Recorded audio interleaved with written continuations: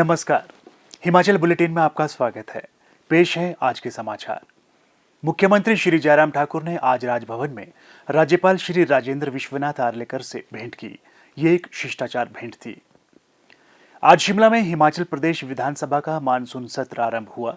विधानसभा परिसर पहुंचने पर मुख्यमंत्री श्री जयराम ठाकुर का संसदीय कार्यमंत्री श्री सुरेश भारद्वाज और विधानसभा उपाध्यक्ष श्री हंसराज ने स्वागत किया। सत्र के प्रथम दिन मुख्यमंत्री श्री जयराम ठाकुर ने सदन में पूर्व मुख्यमंत्री श्री वीरभद्र सिंह, पूर्व मंत्री श्री नरेंद्र बरागटा व श्री मोहनलाल एवं पूर्व विधायक श्री राम सिंह और श्री अमर सिंह चौधरी के निधन पर शोकोद्गार व्यक्त किए। इस अवसर पर मुख्यमंत्री श्री जयराम ठाकुर ने कहा, माननीय अध्यक्ष महोदय, पिछले बजट सत्र और इस मानसून सत्र के बीच में हिमाचल प्रदेश ने बहुत वरिष्ठ नेतृत्व खोया है और शायद मैं इस बात को देख रहा हूं कि इस माननीय सदन के वर्तमान में जो सदस्य थे 2 सदस्य और 3 पूर्व सदस्य, कुल मिलाकर के 5 ऐसे नेता हमने हिमाचल प्रदेश में इन दिनों में खोए हैं, जिसके कारण मैं मानता हूं कि बहुत बड़ी क्षति हिमाचल प्रदेश को हुई है। अध्यक्ष महोदय, हिमाचल प्रदेश में जिनका राजनीतिक जीवन बहुत लंबा रहा और लंबे के साथ साथ में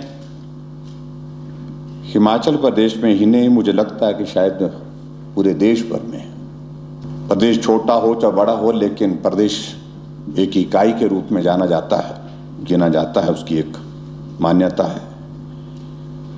इस हिमाचल प्रदेश के 6 बार मुख्यमंत्री रहे श्री वीरभद्र सिंह जी आज हमारे बीच में नहीं है। श्री वीरभद्र सिंह जी का दुखद निधन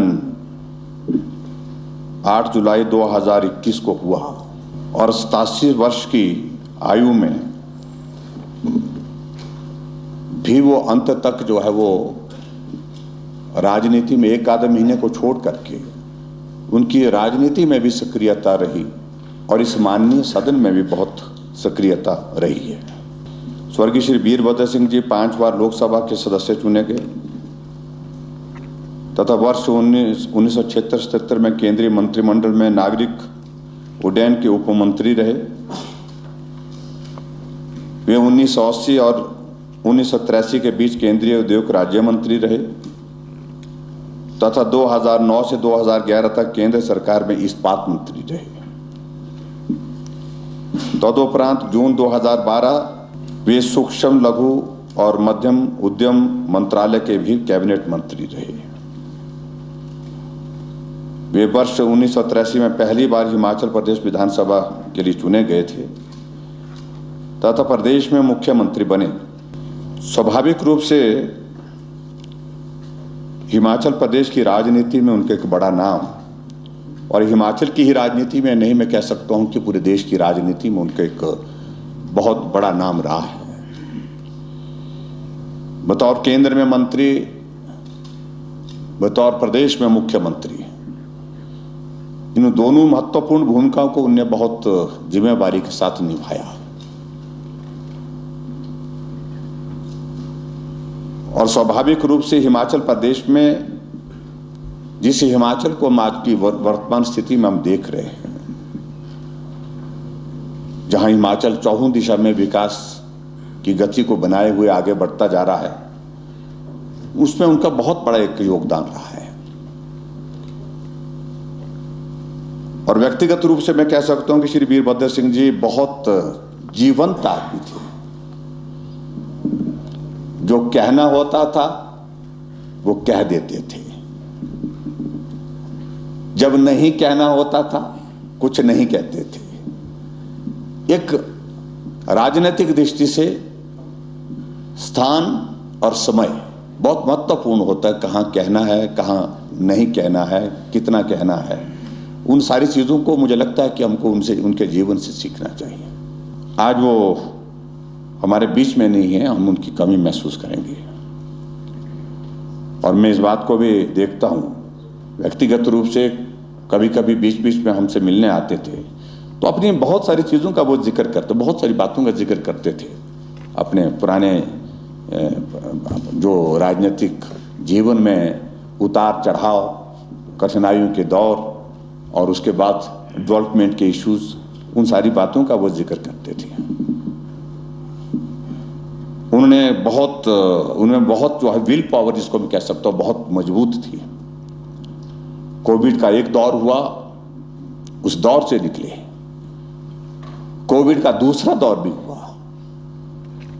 फिर उस दौर में से भी निकले।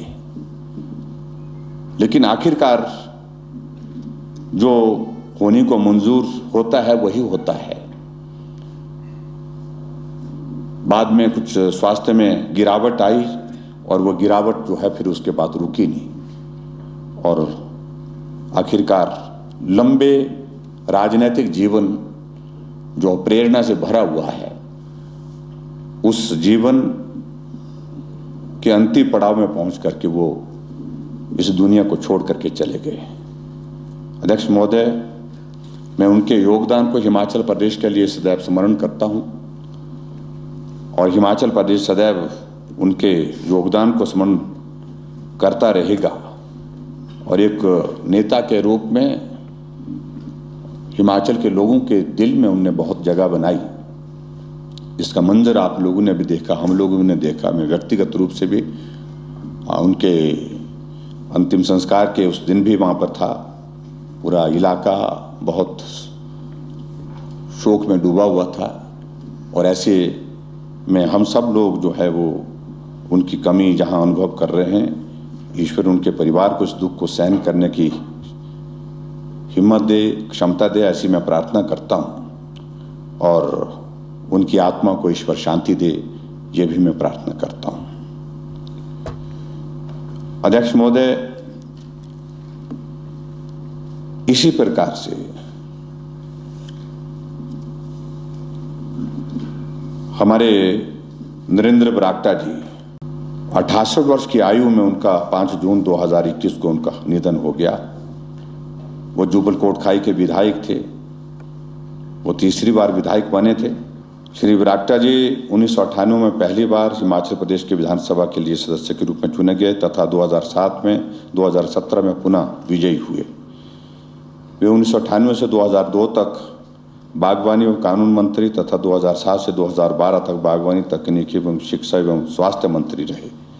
वर्ष 2018 में मुख्य सचेतक के रूप में विधानसभा में नियुक्त हुए। अध्यक्ष महोदय, ऐसे हमारे नरेंद्र बरागटा जी जो जुबल कोटखाई के विधायक के नाते जो क्षेत्र उन्होंने अपने हाथों से मजबूत किया विकास की दृष्टि से, और हिमाचल प्रदेश में भी जिस महकमे में वो रहे उसमें काम करके उन्होंने अच्छा काम करने का जो प्रयत्न किया। हमारी पार्टी में वो वरिष्ठ नेता थे, पार्टी को भी क्षति हुई है, लेकिन व्यक्तिगत रूप से मैं महसूस करता हूँ कि हमने एक अपना साथी खोया है। ईश्वर उनकी आत्मा को शांति दे और परिवार को इस दुख को सहन करने की शक्ति दे, ऐसी मैं प्रार्थना करता हूं। अध्यक्ष महोदय, इसी प्रकार से श्री अमर सिंह जी 2 जून 2021 को 84 वर्ष की आयु में उनका निधन हुआ। स्वर्गीय श्री अमर सिंह चौधरी वर्ष 1967 में पहली बार भोरंज विधानसभा क्षेत्र से चुने गए थे, विधायक चुने गए थे तथा 1977 में पुनः विजयी हुए। लोक सेवा, पढ़ने व क्रीड़ा में उनकी विशेष रुचि थी। यह माननीय सदन श्री अमर सिंह चौधरी के प्रदेश तथा समाज के लिए की गई सेवाओं की भूरी भूरी प्रशंसा करता है। उनके निधन पर हार्दिक संवेदना प्रकट करते हुए यह माननीय सदन ईश्वर से दिवंगत आत्मा की शांति तथा परिजनों को इस असहनीय दुख को सहन करने की शक्ति प्रदान करने की प्रार्थना करता है। अध्यक्ष महोदय, इसी प्रकार से श्री राम सिंह जी 8 मई 2021 को 93 वर्ष की आयु में उनका निधन हुआ। यह माननीय सदन उनके निधन पर भी गहरा शोक प्रकट करता है। स्वर्गीय श्री राम सिंह जी वर्ष 1972 में हिमाचल प्रदेश विधानसभा के लिए चुने गए थे। अध्यक्ष महोदय, इसी प्रकार से श्री मोहन लाल जी 2 अप्रैल 2021 को 75 वर्ष की आयु में उनका निधन हुआ। जो माननीय सदन उनके निधन पर भी गहरा शोक प्रकट करता है। मोहनलाल जी 1977 में पहली बार हिमाचल प्रदेश के विधानसभा के लिए चुने गए थे। वे वर्ष 1982, 90, 1998 में भी हिमाचल प्रदेश विधानसभा के सदस्य रहे। वे 1998 से 2003 तक आयुर्वेदा राज्य मंत्री के रूप में भी हिमाचल प्रदेश में जो है वो अपनी सेवाएं दी हैं। आज वो हमारे बीच में नहीं है, उनकी भी हम कमी महसूस करते हैं और ईश्वर उनकी आत्मा को शांति दे और परिवार को उस दुख को सहन करने की क्षमता दे, मैं ऐसी प्रार्थना करता हूँ। मुख्यमंत्री ने प्रदेश में कोविड-19 महामारी से हुई लोगों की दुखद मृत्यु और हाल ही में भारी वर्षा और बाढ़ से दुखद मौतों पर भी शोक व्यक्त किया। हिमाचल प्रदेश विधानसभा का मानसून सत्र 13 अगस्त 2021 तक चलेगा। सत्र के दौरान 10 बैठकें आयोजित की जाएंगी। 5 अगस्त और 12 अगस्त के दिन गैर सरकारी सदस्य कार्य दिवस के लिए निर्धारित किए गए हैं। मुख्यमंत्री श्री जयराम ठाकुर ने टोक्यो ओलंपिक 2020 में बैडमिंटन में कांस्य पदक जीतने के लिए पीवी सिंधु को बधाई दी। मुख्यमंत्री ने कहा कि टोक्यो ओलंपिक में भारतीय महिला हॉकी टीम ने सेमीफाइनल में प्रवेश कर संपूर्ण देश को गौरवान्वित किया है। उन्होंने महिला हॉकी टीम को आगामी मुकाबले के लिए शुभकामनाएं दी। स्वास्थ्य एवं परिवार कल्याण विभाग द्वारा दोपहर 2 बजे जारी बुलेटिन के अनुसार प्रदेश में कोरोना संक्रमण की जांच के लिए आज 703 लोगों के सैंपल लिए गए, जिनमें से 79 लोगों की रिपोर्ट नेगेटिव पाई गई है, जबकि 620 लोगों की रिपोर्ट आना बाकी है।